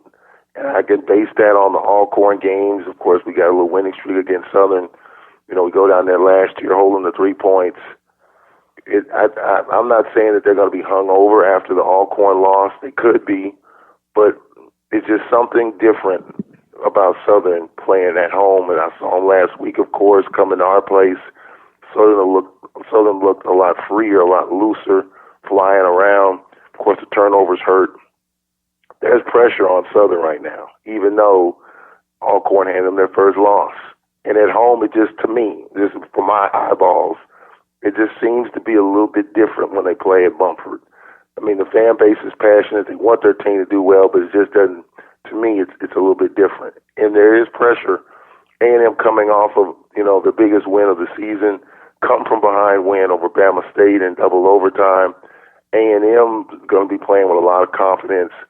And I don't know, and I think this musical chairs at quarterback, to me, needs to be solved. Is it either going to be Skelton or is it going to be McDaniel? I think this musical chairs at quarterback, it just doesn't, at the end of the day, it doesn't work. And I think at some point, Dawson Odoms is going to have to say, you know what, we're going with this guy, and this is what we're going to stick with. And I think A&M is going to win the game, and I think the Jaguars are going to be a little tight. It's their homecoming. It's going to be good, chilly weather. It's going to be a good crowd, I'm sure. But I think the Jaguars are going to be a little uptight, and they can't afford to have that, especially, a game like this. I think A&M is going to be freer, looser, a little more confidence, and I think A&M is going to win the game just on those intangibles alone. Now you talk about talent and experience. Southern's got that. With Skelton being in the championship game, you got Register, who's a stud of a receiver, and the defense can get after you. But I just think the Jaguars play a little tighter at home, and I think that's going to be the case today because it's homecoming, and fans expect more. And I don't know if they're going to give them more because I still think they may be hung over from last week. So I think those intangibles lead me to believe that A&M might come in there and steal one. And that'll be even more disappointing if you're a Jaguar fan. Well, I could throw, not in my home, but Alcorn. Put it this way: Southern has won 14 of the last 15 at A.W. Mumford Stadium, and it's 13-1 since the new synthetic field was installed. Who's that one loss? What was that one loss? What team? Yep. Alcorn last year. So Southern's pretty good at home, but to your point, I would phrase it this way. You would think Southern would not still be mentally thinking about last Saturday. That's just for the fans and sports talk hosts to talk about that. They have to be focused for this one. I could see Southern struggling offensively based on what they've done so far this year. When they're good, they're good. When they're bad, they're bad. Been very inconsistent offensively. Southern secondary got exposed last week big time. I don't care what anybody says. You remember those, what was it, 3 straight plays, interference on the cornerback? Yeah. Against Alcorn State's talented receiver? Yeah. Now you're facing an offense that has a running back and can throw it, and a quarterback. So you could kind of see if Southern's not bringing their A game, they could very well go down today. So I can see that point. I'll say this. I think one of the most underrated quarterbacks you're seeing kind of get better is Akil Glass, kid from St. Louis. Good. No one talks about him, and he's been and rightfully so. He hasn't done much, but I think he's been hurt. He's been banged up off and on the last 4 years, 5 years, under a couple of different coaches. I just think that Akil Glass will make plays, and that's the one guy that Southern's going to have to account for. If he stands tall in that pocket, like Felix Harper, I mean, Southern had the right idea in terms of blitzing, but they didn't get home. And then, of course, they couldn't do anything with Chris Blair. That's where the pass interference calls came in on one receiver. They just kept targeting Blair, and Southern couldn't do anything on the back end with him. So if Akil Glass makes plays, I think the Jaguars are in for a long day. And then offensively, Southern's got to find their rhythm offensively, and then there's 2 quarterback system. You know, for me, I think in today's college football that, 15 years ago, I think it worked, but it's either going to be Skelton or is it going to be McDaniel? And you go with that guy and, you take your bumps and bruises with it. I mean, I think there's pressure. I mean, you look at the standings. I mean, Southern, by virtue of them winning games in the West, they beat Prairie View, they beat Texas Southern, they beat UAPB. They got the tiebreakers on those teams. Unless Southern just doesn't win another game the rest of the year, they should be in position where the Bayou Classic will determine the West. But, Southern has to come out today on homecoming and establish themselves from start to finish, and just play loose and free and, have fun out there. I just noticed, I know they play well at home, but, the Prairie View game was close. But it just seems to me, just my eyes only, that at home, and I've seen them on television, the Prairie View game, just seemed like they were a little tight at home. And that happens with some teams because the fans expect so much. But, I think it'll be a good ball game, and hopefully Southern offensively can get up to a fast start and play fast for 4 quarters. Yeah, well, I actually thought Southern was tight last week, judging, and I guess you can't just really put all of the judgment on the team coming out the tunnel, but they just didn't. I don't know. It seemed like something was missing. By the way, Derek says Jags won 13 of the last 14 home games. Give me the Jags. Well, that would be benefit Alcorn if Alabama A&M loses today, but it'll be an interesting ball game, Charles. As always, I hope you're a little bit off on this one, but if not, hey, you're entitled. Excuse me, you're entitled to your opinion and your thoughts, and hey, you're going with what your gut is telling you. You think Alabama A&M is going to take care of business. I hope that you're wrong, but you understand. Yeah, I do. Yeah, because guess what? Let me tell you this. You know what happens if that happens, and Southern loses 2 in a row? You think they were pissed off last week? They're going to be even more pissed off. Oh, I agree. I mean, I love the Jaguar Nation fan base. I love it. I love the passion. You don't see that in too many places, especially at this level. So, I mean, I understand that, they're riding the wave on every play, every series, every snap, every game. I get that. But I just think at home, on the road, no one expects them to do anything. That's why I think they play looser at home. Louis are on the road, but at home, you just get the feeling the fans expect so much. And when it doesn't happen, people are kind of impatient. And that builds up over a period of a game. And that's just kind of what I see at when they play there. We'll see. I mean, Southern should win the game. The talent tells you Southern, but the tension and not playing well and struggling could tell you A&M, because A&M's riding high right now. They should have lost to Magic City, no doubt about it. They were against the ropes, and Bama State couldn't knock them out. Second year in a row, I think that's happened, in which Bama State probably should have won the Magic City. And the Braves got to look out for A&M too, because if we don't get it done against Grambling, A&M comes to our place in a couple of weeks, and that game could very well determine how the East is going to go. That's why I'm just saying A&M right now showing a lot of confidence and moxie at the right time. Well, and I'll put it this way, my non-Southern University listeners are very confident. One says, Michael says, SU has the second best line behind Alcorn. SU wins big. A&M not good up front. And I had Morel Carter on in hour number one. There's no secret that Alabama A&M has struggled defensively, but somehow I think you always will get a team's best effort at homecoming, especially if you're the opponent. I don't know why people just kind of don't like that. Just happens to fall on the schedule. It's a conference game. I mean, next year, Southern will play Morehouse on Halloween for homecoming. You think that's going to be interesting, Charles? Absolutely, it will. I think that will be. I have no words for that one.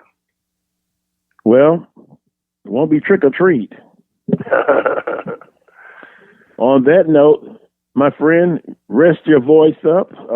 Try to, get back to 100% or close to 100% as you can, and you'll be in the hole next week. Grambling State University. I'll have two eyes on that game because Virginia Lynchburg will be at A.W. Mumford. So they won't have my 100% undivided attention.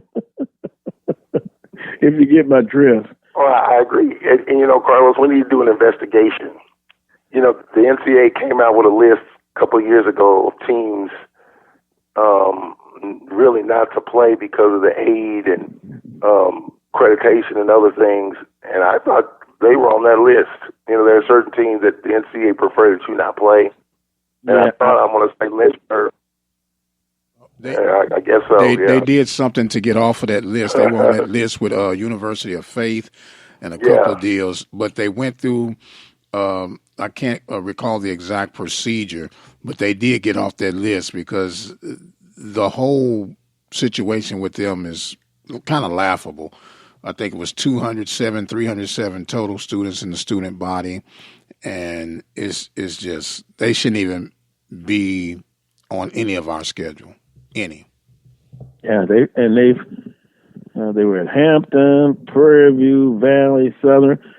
But speaking of that, and we hadn't really talked about it, but Southern's 2020 schedule is out, and it is It's I think Marino Cassim would just be glowing right now. It's a black college football lovers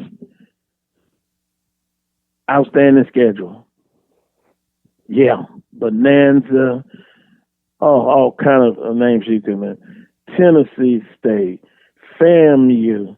You got Jackson State. There was talk of would Alcorn be on Southern schedule next year. Why wouldn't they be?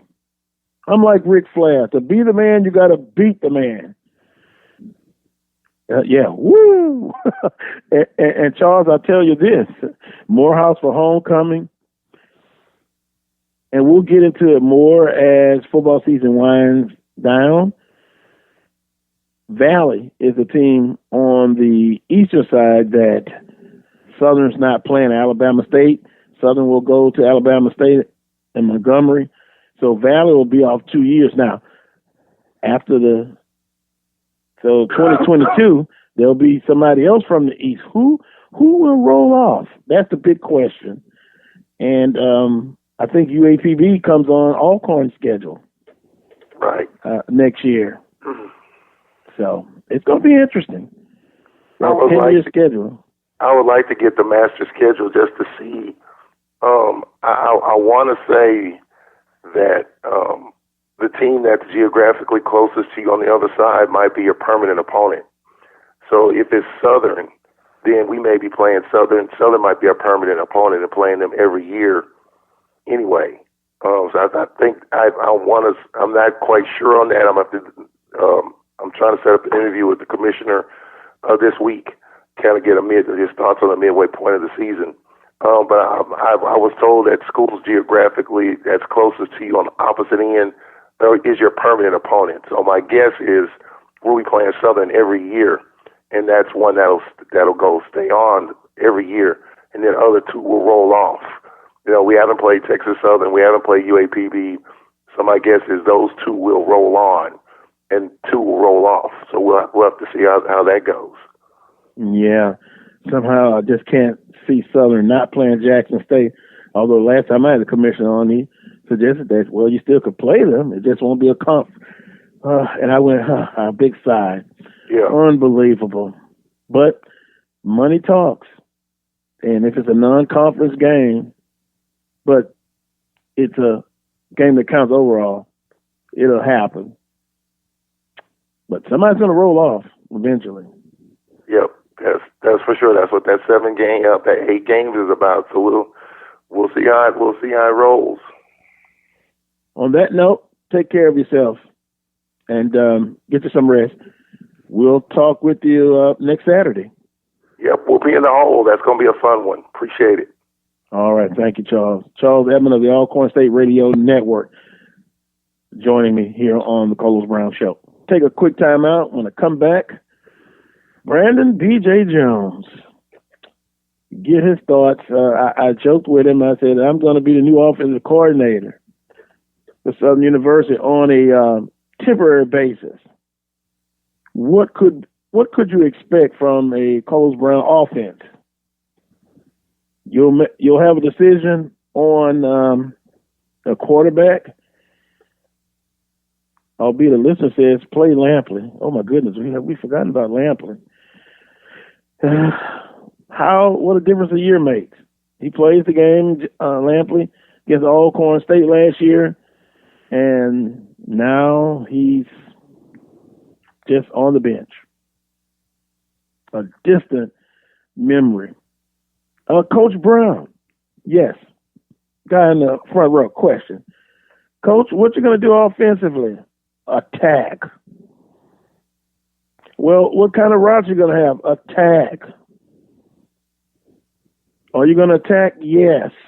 Next question. That's how that goes. Like Mike Ditka, we're going to attack. We're going to have combination routes. We're going to know our personnel, and we're going to craft a offense that reflects the personnel we have offensively. Well, Coach, are you going to be stubborn? No. They'll just do as I say. Wow. How about defensively? I have a defensive coordinator. It's all on him. 100%. I'm not going to be hugging the man on the sideline. I hired a defensive coordinator to do the damn job. He's going to do it. That's the way I look at it. Next question. Take a time out. You're listening to the Carlos Brown Show. As a dad, you'll probably spend years teaching your son how to hit a baseball, how to throw a tight spiral and hit a receiver, how to spring off a diving board and hit the water, how to hit a 1-wood and a 9-iron, how to hit the bullseye, how to hit the strike zone, hit a jump shot, hit the open man, hit the hockey net, and maybe the most challenging of all, how to hit the books. But the question is this: how much time will you spend teaching him what not to hit? Teach your son early and often that all violence against women is wrong. For tips on what to say, visit endabuse.org. Brought to you by the Family Violence Prevention Fund, the Waite Institute for Violence Prevention, the Ad Council, and this station. As a dad, you'll probably... I present to you 3 of the fiercest subjects ever assembled in the cage of doom. First, the brain-wrenching behemoth, Algebra 2, weighing in at a mind-boggling 800 pounds. Foreign languages! The multilingual international sensation capable of tossing you clear across the Atlantic. And finally, biology. More ferocious than formaldehyde, she'll dissect you 1 chromosome at a time. Who among you will step up to their challenge? Yeah, I'll do it. Me too. I'm in. Sign me up. Take on the tough classes now. You need them to prepare for college. Find out which classes you need at knowhowtogo.org. Brought to you by the American Council on Education, Lumina Foundation for Education, and the Ad Council.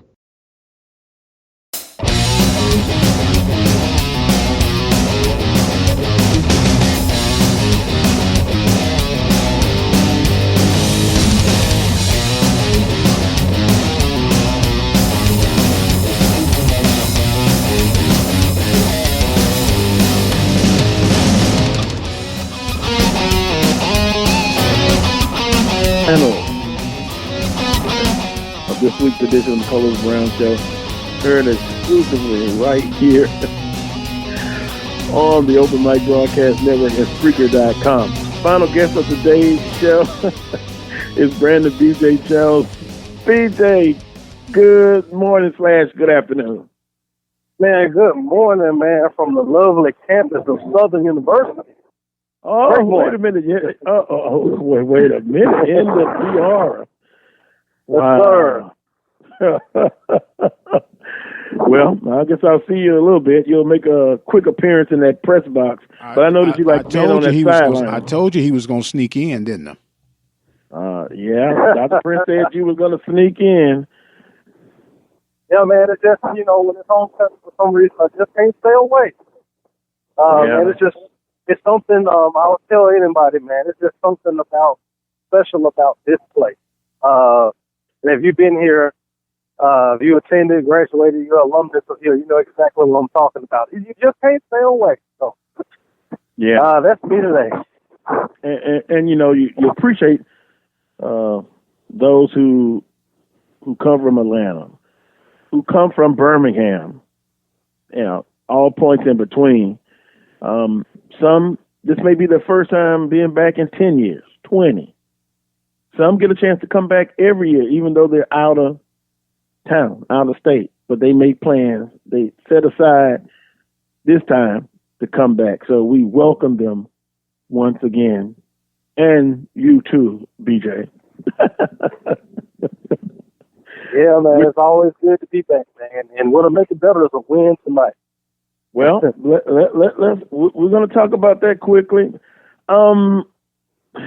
Last week, against Alcorn State University, I said in hour number 1, Alcorn State is the best team in the conference. They have the best coaching staff. They make adjustments. Another loss to Alcorn State, albeit 6-3 at halftime, but you just kind of knew in your gut that Alcorn was going to make adjustment and they were going to come out in that third quarter. It was one of those games where I went back and watched it on Monday and Tuesday, and it was the game of what if. That first drive, there was a play where Darius Gilson ran the option, and he kept it. And he was wrangled, he was corralled by about 6 Brave defenders. If he pitches it, there is no one within 10 yards of the running back. And you started to see things like that. If he makes that pitch, that 6, there was a screen pass, in the first quarter where it was overthrown. If it's thrown on point, there's no one even in the camera view of the offensive lineman and the running back. That's potentially 6 points. It goes back to coulda, woulda, shoulda, and you can be imperfect and win football games, but you cannot be imperfect and beat a team like an All-Four State. You have to play your best game. And Southern didn't play their best game. No. So we got the result that we got. And the first drive, can you explain to me, and I just heard what you said about the other missed opportunities, but you're thinking Southern's going to score 7 on the first initial drive of the game. What the heck was that halfback pass? That was horrible. I agree. Now, I went back and I watched the halfback pass, and I will actually have to send you the photo of it. I did a still shot photo. The tight end was actually wide open. You had a running back trying to make a pass, and he actually threw it right to the safety who didn't even see the tight end. The pass was supposed to be outside, Ben threw the ball inside towards the safety. It was just one of those things where the play call itself, if you look at it, it was open. The execution wasn't the best in the world, which, you have 2 parts of a football. You have the play call itself, and then you have the execution. A lot of people like to put everything on that first part, play calling. But if you look at Southern, if you break down the film, there's a lot of execution miscues that have been happening over the course. That's interesting because I'll be honest. I've been one that's questioned the play calling. I'm just going to be brutally honest, and I didn't understand that play because you had been how you got down to that point. I thought you continued to do that, and then also now that I think about it, talking to some people after the game, they thought Southern kind of got away in the first half from running the football a little bit. Man, I agree. I think that we're at Southern University. We're enamored with the past. We've always been enamored with the past. It doesn't matter if it was Terrence Levy, whether it was Bryant, or you can name Austin Howard. You just name the quarterback. We've always been infatuated with the past, and I think what happened is that there was a quarterback that entered the game that's very capable of hurting you with his arm in the pass game. And I think that the play calling and the coaches fell in love with that ability instead of doing what got you to that point, which is running the football. So it's going to be interesting to see what play calling looks like tonight. What does that offense look like tonight against Alabama? Yeah. And to your point, though, I think most people that I've talked to, they point, you recognize, drop passes. And I understand people say, well, coaches don't drop passes. But it's your job to put the players in a position to be successful. And tonight, or shall we say this afternoon, offensively, I think Southern has to really come out and get things going. Now, I don't expect them to try to outscore Alabama A&M, because then I think that favors Alabama. And I think they got to be on point today with putting the players in a position to be successful offensively. And I think the running game will be key. If they're not successful with it early, don't abandon it. Keep running the football. I think eventually Alabama A&M defensive line will break. Yeah, and that's what I think as well. But I do think this. I think you would get Alabama A&M's best shot. Mm-hmm. I know we've seen Alabama A&M over the course of the season, and they haven't always been sharp. But if Alabama A&M loses this game tonight, they're pretty much done. Then they would have to rely on Alcorn dropping two. If you're Southern University, a win tonight gets you closer to that SWAC championship game. A loss tonight makes it a little bit more complicated than it needs to be. So I think tonight you're going to have two teams who are going to play the absolute best And if we're going to invest on that, I like Southern, but I wouldn't be surprised to see a different Alabama A&M tonight than what we've seen all year this year. Will we see another instance where a team is going to be confident saying this? We're going to make you one-dimensional. We're going to stop the run, and we'll live with the decision that Skelton, if he starts, or McDaniel, can they beat us with their decision-making and their passing? You think you'll continue to see that? You might get that with Alabama A&M, but the problem with Alabama A&M is this. They haven't stopped anyone all season. I think they're ranked 8th or 9th in total defense in the conference. So they have not shown the ability to be able to stop anyone either by running or throwing. I mean, if you look at that game last week, Alabama State ran the ball up and down the field on them, and they were able to get it done through the air. The biggest difference is this. That defense is real opportunistic. They will force turnovers. I've watched Alabama A&M a couple of times this year where they give up a long 60, 50, 60-yard drive, and the team gets inside the red zone, and there's a fumble, or there's an interception. They're bend but don't break. So it's going to be interesting to see if that is something that continues tonight. But defensively, Alabama A&M has to play better. Even with a struggling Southern offense, they have to play better to give them a chance. To give a Kill Glass and Short Bentley that offense a chance to win.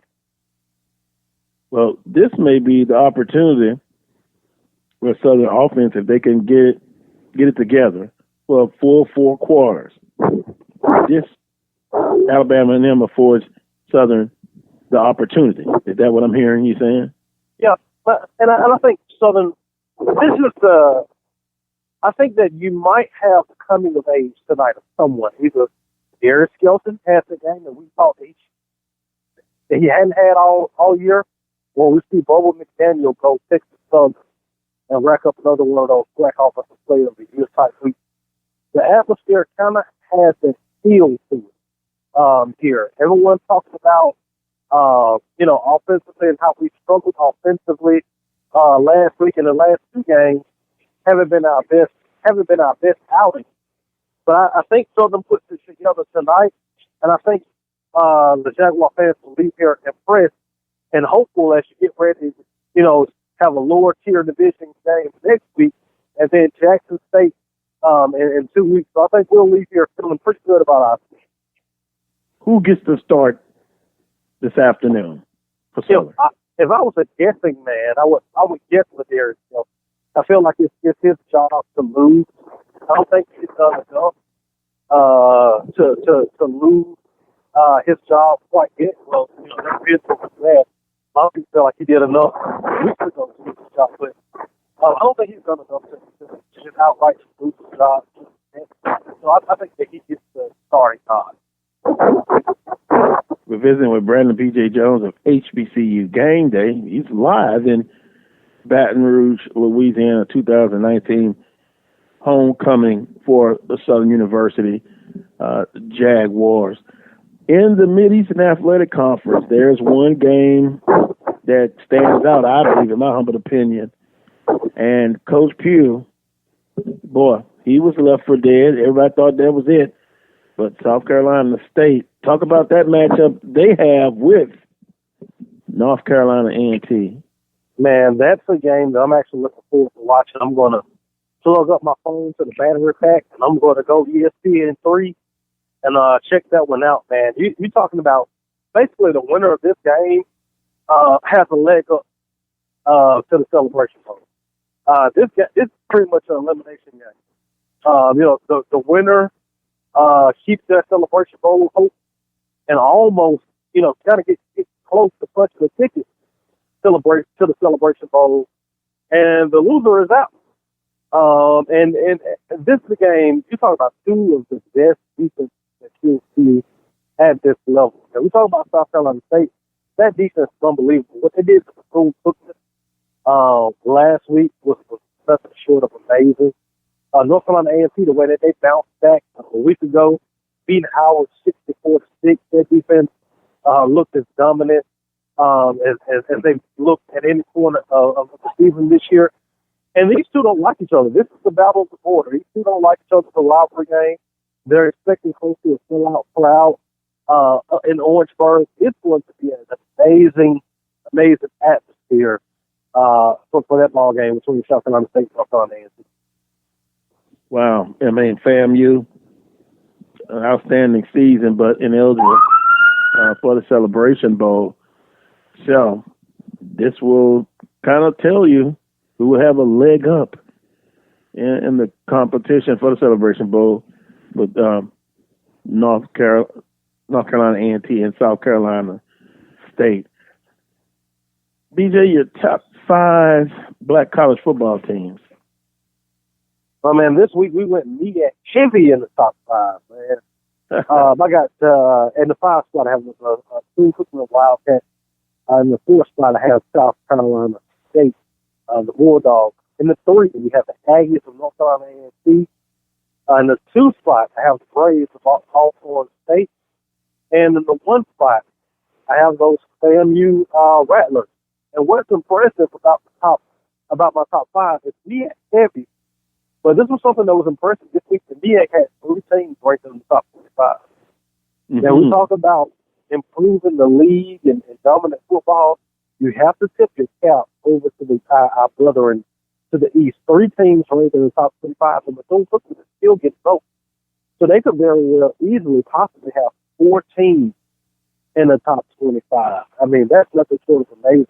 And I hope that the leadership reflects paying attention to what's happening over on the Eastern Seaboard. Well,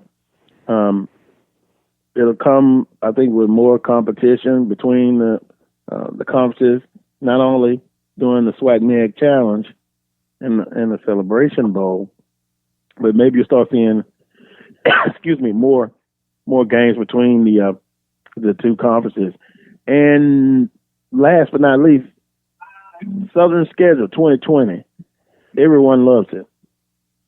Oh man, I love it. I loved it, man. I think this is a schedule that people have been waiting for and asking for, and finally we got it.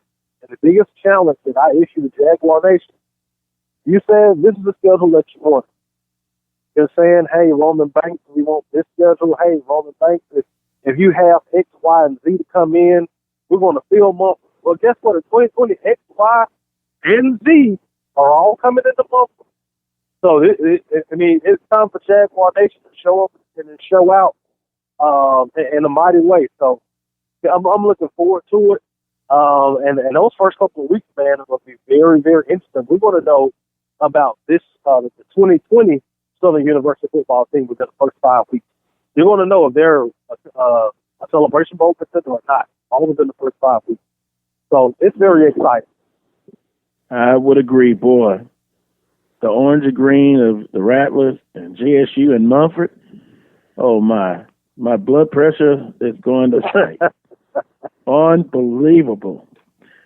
Well, BJ, look forward to seeing you in a little bit.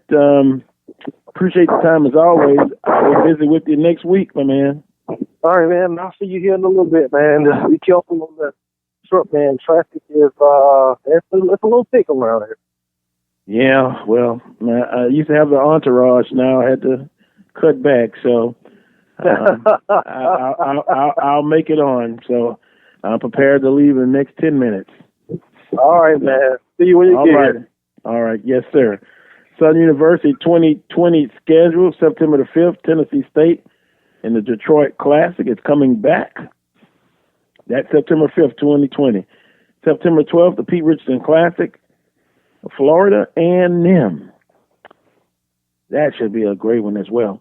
September 19th at Alabama A&M, Huntsville, Alabama, although you kind of hear that game may get moved. It's Alabama A&M's home game to Mobile, but we'll have to see. It'll either be in Mobile or Huntsville. September 26th, Jackson State is in Baton Rouge. Jackson State, your team, leave early. Make sure you get to the stadium on time. I don't want to hear about brake lines being cut and all that kind of stuff like in the past. You got to prepare. You got to leave early. An open date follows Jackson State October the 3rd and the 10th at Alabama State in Montgomery. I have to mark that one down. October the 17th, Texas Southern and the State Fair Showdown. I was shocked that they're going back to Dallas. Maybe not shocked, but I thought it'd be a different opponent.